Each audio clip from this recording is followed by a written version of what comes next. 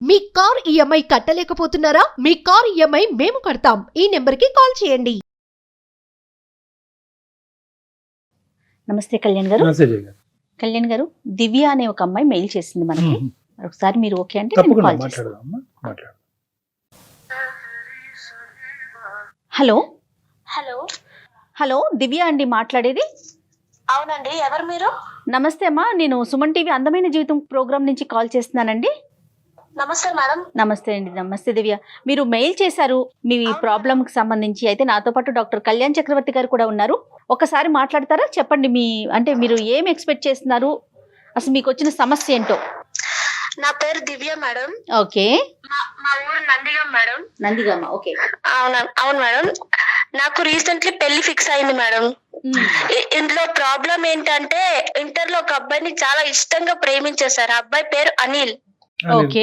ఆ అబ్బాయి ఫ్యూచర్ లో నాకు ఏ ప్రాబ్లం రాకుండా ఉండడానికి నేను ఈ మెయిల్ చేశా మేడం. ఓకే. మేము ఇంటర్ లో చాలా ఇష్టంగా ప్రేమించుకున్నాం. ఓకే. ఇంటర్ ఎగ్జామ్స్ అయిపోయిన తర్వాత మా ఇంట్లో ఈ విషయం తెలిసింది మేడం. నన్ను ఒక ఉమెన్స్ హాస్టల్లో జాయిన్ చేశారు. వెంటనే అసలు కనీసం మాట్లాడడానికి కూడా నాకు ఛాన్స్ లేదు ఆ అబ్బాయితో. ఓకే.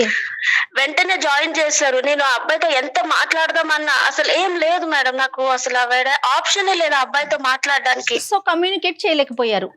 అవును, అసలు మాట్లాడకపోయి నేను ఎంతగానో ట్రై చేశాను మేడం. ఆ హాస్టల్లో ఎక్కడమ్మా అంటే మీరు ఉండేది ఎక్కడమ్మా? ఉమెన్స్ హాస్టల్ ఎక్కడ, ఎంత దూరంలో పెట్టారు నిన్ను? వైజాగ్ సార్. నాది నందిగం, మా ఊరు నందిగం సార్.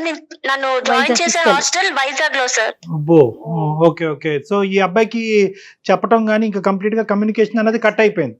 అసలు ఏం లేదు సార్. ఆ అబ్బాయిని నేను లాస్ట్ ఇంటర్ ఎగ్జామ్స్ అప్పుడే చూసా సార్. తర్వాత నేను అసలు అబ్బాయిని అసలు కమ్యూనికేట్ అవ్వలేదు సార్. అసలు ఇంట్లో వాళ్ళు అంటే ఏం చేశారమ్మా? ఎందుకు రిజెక్ట్ చేశారు? చదువుకున్న తర్వాత చూద్దామన్నారా, లేకపోతే వయసా ఏంటి?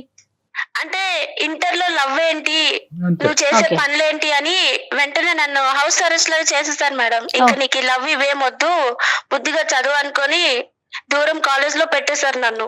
నాకు అన్ని నేను వాడే నా జీవితం అని నేను అనుకున్నా మేడం.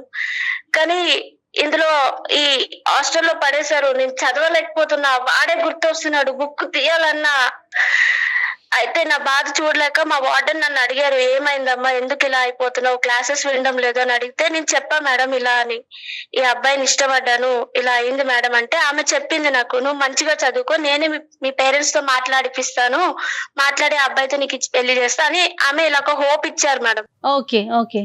నెక్స్ట్ డే నాకు ఎగ్జామ్స్ ఉన్నాయి.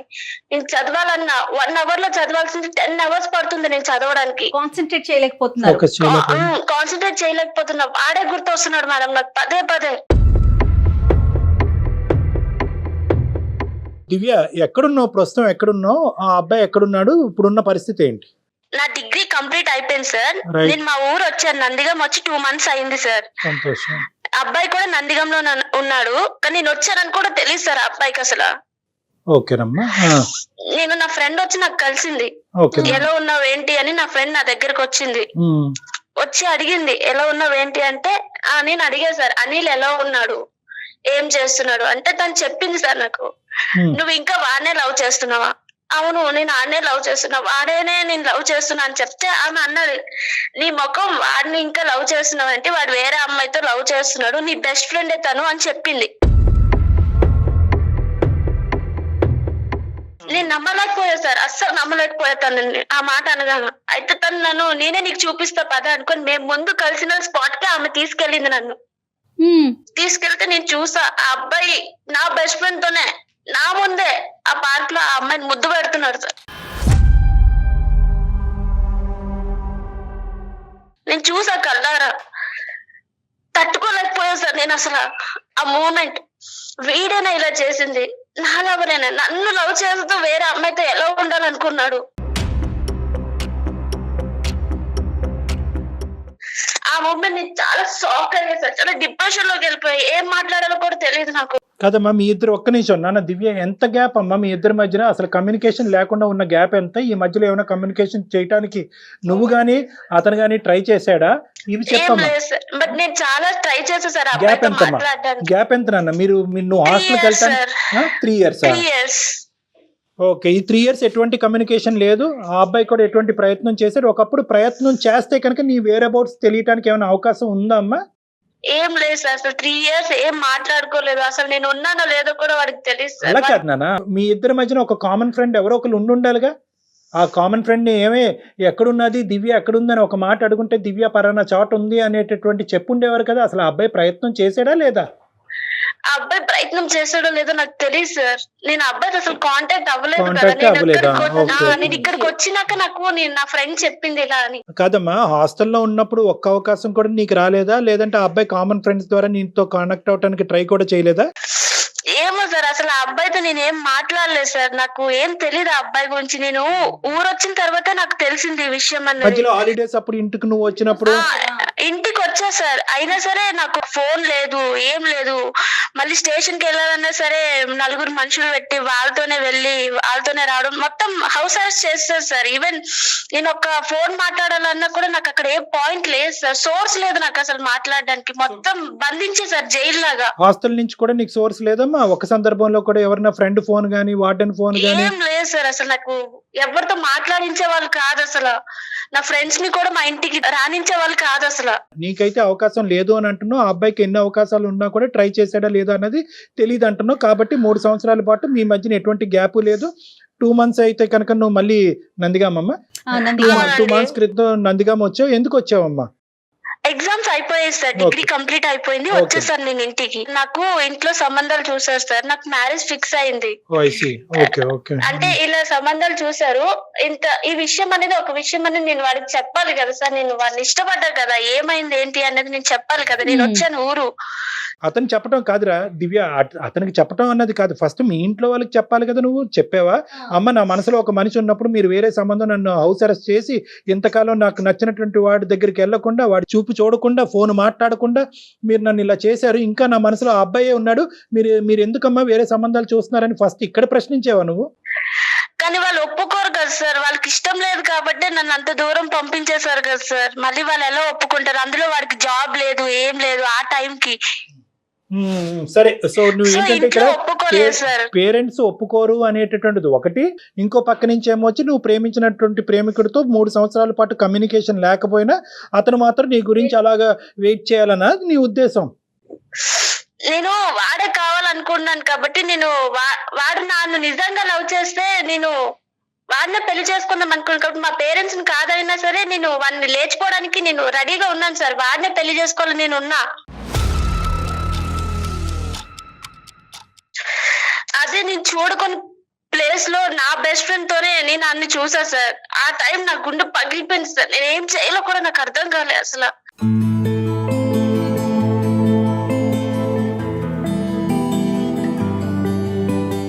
దాని తర్వాత రోజు నేను ఒకసారి కాల్ చేసి మాట్లాడా సార్. నేను ఎన్నిసార్లు కాల్ చేసినా లిఫ్ట్ చేయడం లేదు సార్. మెసేజ్ కూడా రెస్పాన్స్ లేదు సార్. అసలు నేను ఎన్నిసార్లు కాల్ చేసినా. ఓకే, నేను నా ఫ్రెండ్ మొబైల్ నుంచి కాల్ చేశా. ఓకే, లైక్ అన్నోన్ నెంబర్ లాగా కాల్ చేస్తే లిఫ్ట్ చేశారు. లిఫ్ట్ చేసి నేను చెప్పా, మనం ఇలా మాట్లాడాలి, మన కల్చర్ స్పాట్ కి ఒకసారి రండి అని చెప్పాను. అతను వచ్చారు.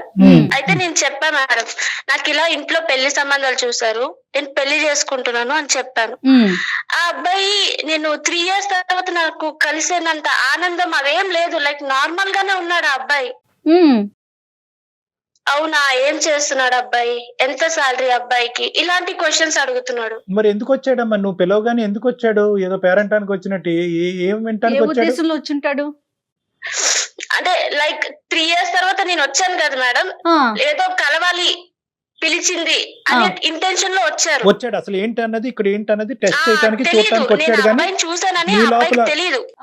నీ లోపల ఎంతవరకు ఆ ప్రేమని పదిలంగా ఉందో లేదో అన్నది చూడటానికి వచ్చాడు. కానీ నీ లోపల ఉన్న ఇంటెన్సిటీ అతనిలో నీకు ఏమాత్రం కనిపించలేదు. అంతే సార్. నేను అడిగా, అసలు అనిల్ నన్ను నిజంగానే లవ్ చేసావా? అసలు షాక్ అమ్మాయి, నిజంగా షాక్.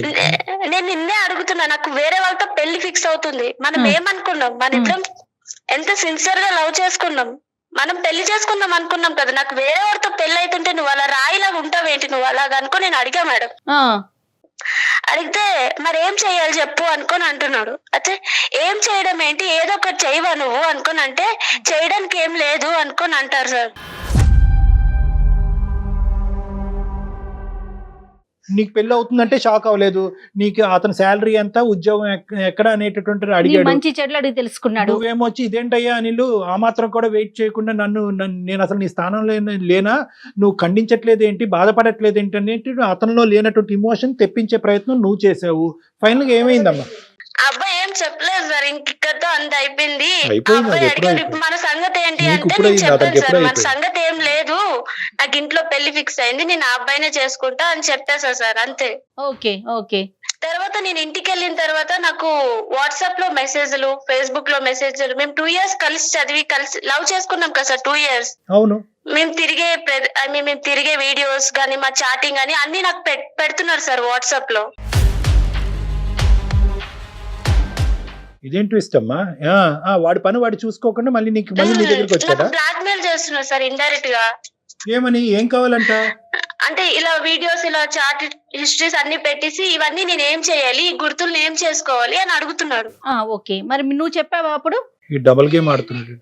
నేను చెప్పా సార్, ఏం చేయడం ఏంటి, డిలీట్ చేసే అని చెప్పా. నేను డిలీట్ చేస్తే ఆ అబ్బాయి అన్న నేను డిలీట్ చేయను, ఇవన్నీ నాతోనే ఉంచుకుంటా నేను అనుకోని అన్నాడు. అయితే నేను నా ఫ్రెండ్ ని అడిగా సార్, ఇదేంటి ఇలా చేస్తున్నాడు, నాకు భయం వేస్తుంది అంటే ఆమె చెప్పింది, నీకు అర్థం కావడం లేదా, ఆ అబ్బాయి నేను బ్లాక్ మెయిల్ చేస్తున్నాడు అనుకోని అంటుంది. మరి నువ్వు ఇంకొక అమ్మాయితో నాకు పార్క్ లో కనిపించావు, నిన్ను నేను చూశాను, మరి నా జీవితం నాది కదా నువ్వు అప్పుడైనా చెప్పలేదా? లేదు మేడం, నేను అదేం చెప్పలేదు వాడికి. ఎందుకమ్మా, ఎందుకు చెప్పలేదు? వాడి నిజ స్వరూపం నాకు ఆల్రెడీ తెలిసిపోయింది కదా సార్, వాడు ఎలా అంటాడు అనేది నేను ఆల్రెడీ చూసా, నేనే కళ్ళారా చూసా. సో నేను చెప్పలేదు మేడం. సో వాడినైతే కనుక యాజ్ వి స్పీక్ నౌ నీ మనసులోంచి తీసేసావు. అవును సార్. సరే, మరి ఇప్పుడు ఏం చేద్దామమ్మా, ఏంటి ఇప్పుడు నీ సమస్య ఏంటి? ఇప్పుడు నాకు పెళ్లి ఫిక్స్ అయింది కదా మేడం, వాడి వల్ల నాకు ఏ ప్రాబ్లం రాకూడదు, ఆ వీడియోస్ కానీ ఆ చాట్ హిస్టరీ వల్ల. సో అది వాడి దగ్గర నేను డిలీట్ చేయించాలి సార్. అది అనిల్ తో ఇప్పుడు మాట్లాడటానికి అవకాశం ఉందమ్మా? ఓకే సార్, నేను చేస్తాను. ఒకసారి నా ఫోన్ అయినా అటెంప్ట్ చేస్తారో లేదో నాకు తెలియదు సార్, బట్ నేనైతే ట్రై చేస్తాను. నీ ఫోన్ ఎత్తకపోయినా కూడా మనకు వేరే సోర్సెస్ ఉన్నాయమ్మా, ఆ సోర్సెస్ ద్వారా అతను పట్టుకుందాం. ఓకే సార్, నేను ఒకసారి కలుపుతున్నా. నువ్వు ట్రై చేయి. మీరు మాట్లాడే వ్యక్తి మీ కాల్ ని హోల్డ్ లో పెట్టారు. మీరు మాట్లాడే వ్యక్తి మీ కాల్ ని హోల్డ్ లో పెట్టారు. హలో సార్, కాన్ఫరెన్స్ లో ఉన్నారు. బాబు అనిల్, నా పేరు డాక్టర్ కళ్యాణ్ చక్రవర్తయ్య. అందమైన జీవితం అనేటటువంటి ఒక చక్కటి కార్యక్రమం నుంచి మాట్లాడుతున్నాను నీలాంటి వాళ్ళ గురించే. చెప్పండి సార్. ఇప్పుడు ఈ అమ్మాయి ఎవరు? ఈ అమ్మాయికి నీకున్న సంబంధం ఏంటి? ఎవరు సార్? దివ్యనా? దివ్యనే కదా మిమ్మల్ని కాన్ఫరెన్స్ లో ఎంతమంది ఉన్నారు మీ రేషన్ కార్డు లో? ఇంటర్ లో మీ ఇద్దరు లవర్స్ సార్, ఇది మాత్రం వాస్తవం. ఓకే. అయితే ఆ అమ్మాయి ఇంటర్ అయిపోగానే నాకు కనపడకుండా వెళ్ళిపోయింది. ఎటో నాకు కనపడకుండా వెళ్ళిపోయింది. కనీసం నేను అప్పటి నుంచి ఆ అమ్మాయి కోసం ఎంత ట్రై చేసినా కూడా ఆ అమ్మాయి అమ్మాయి అడ్రస్ దొరకలేదు నాకు. ఎంతకాలం ట్రై చేశాను ఆయన? సార్ నేను దగ్గర 2 years తిరిగాను సార్. ఆ అమ్మాయి 3 సంవత్సరాలు వెళ్ళిపోయింది కదా, నేను 2 years తిరిగాను. నేను వాళ్ళ గల్లీలో సార్, నేను వాళ్ళ ఇల్లు తప్ప మిగతా ఇల్లు మొత్తం ఎంక్వైరీ చేశాను సార్. వాళ్ళ ఇంటికి పోతే బాగోదని చెప్పేసి నేను ఎత్తికాను. తర్వాత వాళ్ళ అమ్మమ్మ వాళ్ళ ఇంటికి పండగలకు గట్ట ఏమన్నా వెళ్ళిందేమని చెప్పేసి నేను అక్కడ కూడా వెళ్ళాను. అక్కడ ఆ ఊర్లో కూడా లేదు. ఎటు వెళ్ళిపోయిందో, వాళ్ళ అమ్మ వాళ్ళు ఏమన్నా సీక్రెట్ మ్యారేజ్ చేసి పంపించారా, లేకపోతే అమ్మాయి అసలు ఎక్కడికి పోయిందో నాకు అర్థం కాని పరిస్థితుల్లో నేను ఉన్నాను సార్. ఉండి ఈ అమ్మాయి అంటే నాకు చాలా ఇష్టం సార్. దివ్య అయితే ఇంటర్ లో మేము ఇద్దరు లవ్ చేసుకున్నాం సార్. సంతోషం. ఎటు వెళ్ళిపోయిందో కాదండి, ఏమయ్యిందో అనే అనుమానం ఉండాలి. ఇక్కడ మనం మాట్లాడే మాటలోనే చాలా మీనింగ్స్ వచ్చేస్తాయి కదా. ఆ అమ్మాయి సేఫ్ గా ఉందని చెప్పేసి నాకు తెలిసింది, కానీ ఎక్కడుందో నాకు తెలియదు. మ్యారేజ్ అయిందా లేకపోతే ఎక్కడికన్నా సరే, ఇప్పుడు నాకు తెలియదు మేడం. ఇంకొకటి ఏంటంటే నేను వాళ్ళ ఇంటికి పోయి నేను అడగలేను కదా మేడం. నేను వాళ్ళ ఇంటికి పోయి అడిగితే వాళ్ళు ఉన్నారు, వాళ్ళందరూ జరిగితే నేను చాలా ఇబ్బంది పడాల్సి వస్తుంది కదా మేడం. నాకు ఫ్యామిలీ ఉంది కదా. అలా అని చెప్పేసి నేను చెప్పాను ఆ అమ్మాయికి. ఆ అమ్మాయి నాకు, నేను మొన్న రీసెంట్ గా కలుసుకున్నాం ఇద్దరం. ఆ అమ్మాయి నేను కలుసుకుంటే మాకు మాట్లాడుకుంటామని అంత కుదరలేదు మేడం. ఇప్పుడు కాల్ చేసింది మళ్ళీ నాకు. కాదని ఇప్పుడు ఆ దివ్య 2 కారణాల చేత వెనక్కి వచ్చింది నందిగామ. ఏ, తన చదువు అయిపోయింది. బి, పెళ్లి సంబంధాలు చూస్తున్నారు. ఈ పెళ్లి సంబంధాలు ఇలా చూస్తున్నారు అనేటటువంటి అంశం నీ వరకు చెప్పడానికి ఆ అమ్మాయి నీ ఎదుర్కొంటూ వచ్చింది, అవునా కదా? వచ్చింది, నాకు చెప్పింది సార్. ఆ రోజు చెప్పింది. ఎక్కువ మళ్ళీ వాళ్ళ పెదనాన్న ఎవరు అతను నుంచి వెళ్ళిపోతుంటే ఆ అమ్మాయి వెళ్ళిపోయింది ఇక సడన్ గా చెప్పేసి. ఇన్ని సంవత్సరాలు కనిపించినటువంటి ఒక అమ్మాయి నీకు కనిపించింది. ఏ అమ్మాయి గురించి అయితే కనుక నువ్వు గల్లీ గల్లీ తిరిగావో, ఎక్కడికి వెళ్ళిపోయిందనో భయపడ్డావో, బతుకుందో చనిపోయిందో ఆలోచించావో, ఆ అమ్మాయి ఈ రోజు నీకు కనిపించింది. కనిపించినప్పుడు నీ రియాక్షన్ ఏంటి? నెంబర్ 1. నెంబర్ 2, కనిపించినటువంటి అమ్మాయి నాకు ఒక పెళ్లి సంబంధం కుదిరింది, ఇది నా పరిస్థితి, ఏం చేద్దాం అని అడిగినప్పుడు నీ రియాక్షన్ ఏంటి? ఈ 2 రియాక్షన్లు ఎలా ఉన్నాయన్నది నాకు చెప్పు. సార్ నేను యాక్చువల్లీ ఫస్ట్ టైం దివ్యాన్ని చూడగానే నా కళ్ళల్లో నీళ్ళు వచ్చినాయి సార్. చాలా రోజులు చూశాను కదా సార్. నేను తట్టుకోలేకపోయాను సార్ ఆ అమ్మాయిని చూసి.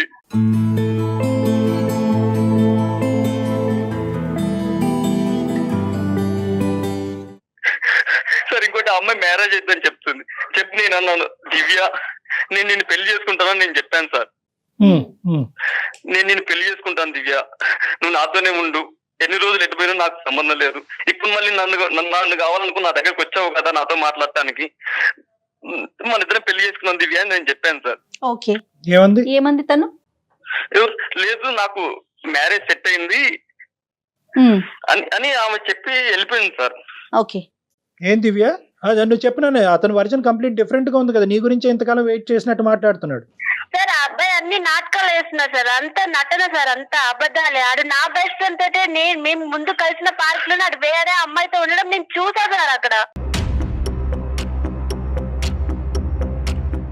నా బెస్ట్ ఫ్రెండ్ గీతతో మనం కలిసిన పార్క్ లోనే నేను నీతో చూసా. నీ నాటకాలు ఆపు, నువ్వు నా దగ్గర చెప్పకు. దివ్య నేను చెప్పేది ఒకటి నువ్వు ఆ పని ఇంకా అంతా అయిపోయింది. నువ్వు నన్ను మోసం రీజన్ చెప్తాను విను దివ్య, దానికి నేను రీజన్ చెప్తాను విను. సార్ ఈ అమ్మాయి కంటే ఫస్ట్ నాకు ఆ అమ్మాయి ప్రపోజ్ చేసింది సార్ క్లాస్ లో. దివ్య అని గీత బెస్ట్ ఫ్రెండ్స్ వాళ్ళిద్దరు. ఆ అమ్మాయికి నాకు ఫస్ట్ ప్రపోజ్ చేస్తే ఈ లోపు నాకు ఈ అమ్మాయి మీద నాకు మనసు పడి నేను ఈ అమ్మాయిని లవ్ చేశాను.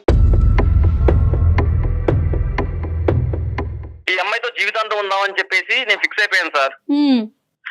జీవితాంతం ఫిక్స్ అయిపోయిన తర్వాత ఆ అమ్మాయి ఏం చేసిందంటే ఈ అమ్మాయి గురించి బ్యాడ్ చెప్పింది నా దగ్గరకు వచ్చి. ఓకే, ఇంటర్ అయిపోగానే వెళ్ళిపోయింది కదా, బ్యాడ్ చెప్పింది వచ్చేసి. ఏమని ఆ అమ్మాయి ఎందుకు, ఆ అమ్మాయి ఆల్రెడీ ఏరే వంతునో ఎటో వెళ్ళిపోయి ఉంటది, అది ఇదని నా అమ్మాయి డైవర్ట్ చేసింది సార్. నాన్న గీత చెప్పిందే కరెక్ట్, కానీ గీత కనెక్ట్ అయిపోవటం ఏంటి నువ్వు? సార్ గీత కనెక్ట్ అయిపోతాం అంటే సార్ నేనేమన్నా హీరోనా సార్? ఏమన్నా సినిమా ఇది? నాకేమవుతున్నాను సార్? ఇప్పుడు ఆ అమ్మాయి వెళ్ళిపోయింది, మాకంత స్తోమత లేదు. ఆ అమ్మాయిని ఎక్కడుందో మొత్తం దేశాలు తిరిగి వెతికేంత స్తోమత నా దగ్గర లేదు సార్. వాళ్ళకి డబ్బు ఉంది కాబట్టి దేశాలు పంపించుకుంటారు, కానీ మా వల్ల కాదు. అందుకే నేనేం చేశాను, గీత ఆల్రెడీ ముందు ప్రపోజ్ చేసింది కాబట్టి అమ్మాయికి మూవ్ అయిపోయాను.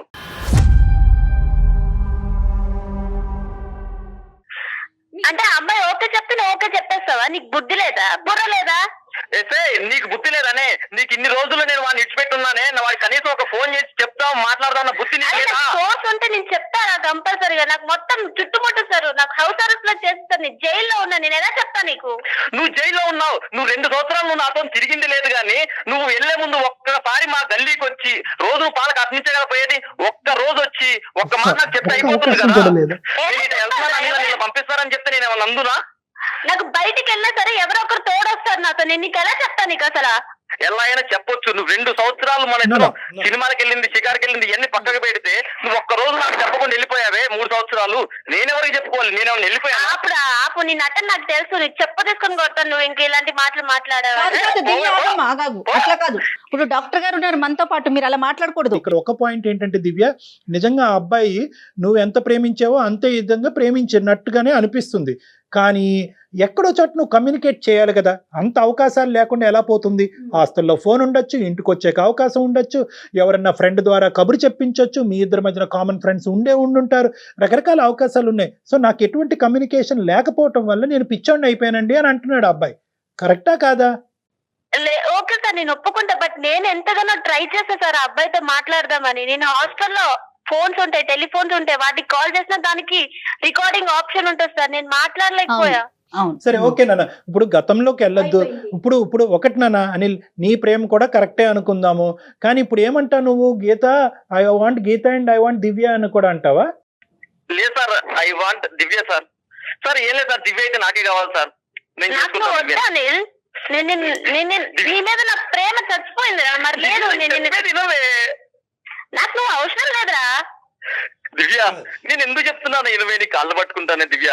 అవసరం లేదు, నీ నిజ స్వరూపం అంతా బయటకు వచ్చేసింది. ఇంక నీ నటన ఆపేసా. ఇంకా ఒకసారి దివ్య, నువ్వు ఎంతైతే కనుక ఎటువంటి దిక్కుతోచినటువంటి పరిస్థితుల్లో అతను కమ్యూనికేట్ చేసుకోలేకపోయావు, అంతే విధంగా ఆ అబ్బాయి కూడా నిన్ను వెతుకుతూ ఇంకెక్కడ ఏ కాంటాక్ట్ దొరకపోవటం. సో నువ్వు చెప్పినటువంటిది ఎంతైతే నమ్మాలో అతను చెప్పింది కూడా అంతే నమ్మాలి. Okay, so both of you are on an equal stage. సో ఇప్పుడు మా అందరికీ అర్థమైంది ఏంటంటే మీరిద్దరూ నాటకం ఆడలేదు, ఇద్దరు గాఢంగానే ప్రేమించుకున్నారు, ఎటొచ్చి కమ్యూనికేషన్ గ్యాప్ అనేది ఏర్పడింది. ఈ మధ్యలో దురుద్దేశంతో అవనివ్వండి, ఇంకో ఉద్దేశంతో అవనివ్వండి, గీత అనేటటువంటి అమ్మాయి దూరింది. ఆ అమ్మాయికి ఈ అబ్బాయికి తెలిసి తెలియకుండా ఈ అబ్బాయి కనెక్ట్ అయిపోయాడు. సో గీతకి చెప్పుకునేటటువంటి విధంగా నేను చెప్పుకుంటాను, గీతను వెనక్కి పెడతాను. గీతతో నా ప్రయాణం అనేటటువంటిది కరెక్ట్ ప్రయాణం కాదు, నా మనసులో ఉండేటటువంటిది దివ్య మాత్రమే, దివ్యే నాకు కావాలి అని అంటున్నాడు. మరి నువ్వు కూడా అంతే ఇదిగా గాఢంగా ప్రేమించావు కదమ్మా. 3-4 సంవత్సరాల పాటు నువ్వు వెయిట్ చేసావు కదా, చదువు మీద కూడా కాన్సన్ట్రేట్ చేయలేకుండా ఈ అబ్బాయినే మనసులో పెట్టుకుని ఈరోజు తల్లిదండ్రులు ఒక సంబంధం తీసుకురాకపోతే ఖచ్చితంగా నువ్వు ఈ అబ్బాయి గురించే వెళ్ళి పెళ్లి చేసుకుని ఉండేదాను కదా. సో ఇద్దరు మరి నీ తల్లిదండ్రుల మీద నీకు భయాన్ని ఎదుర్కోలేక ఈ కారణాన్ని చూపెడుతున్నావా, లేదంటే ఈ అబ్బాయి అనేటటువంటి వాడు నీ మనసులో పూర్తిగా చచ్చిపోయాడా? ఆ అబ్బాయి నా మనసులో అంత పూర్తిగా చచ్చిపోయాడు సార్.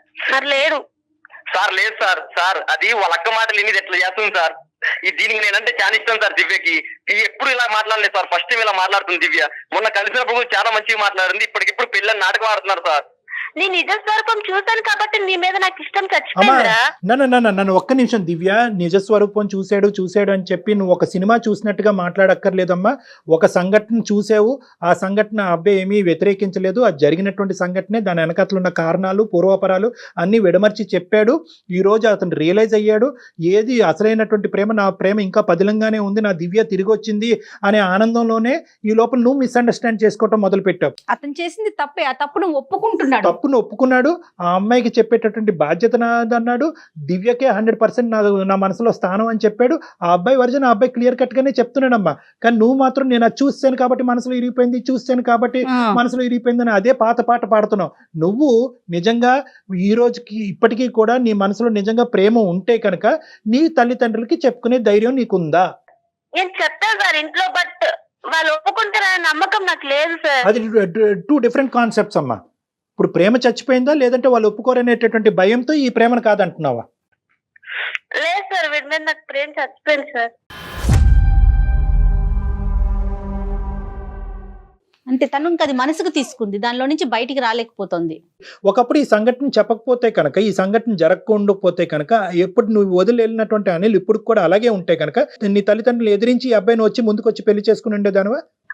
అవును సార్, ఏదైనా పెళ్లి చేసుకున్నాను సార్. దివ్య నా తప్పైంది, క్షమించే. నీ కాళ్ళు పట్టుకుంటాను దివ్య, నువ్వు ఈ మాట మాత్రం అనకు దివ్య.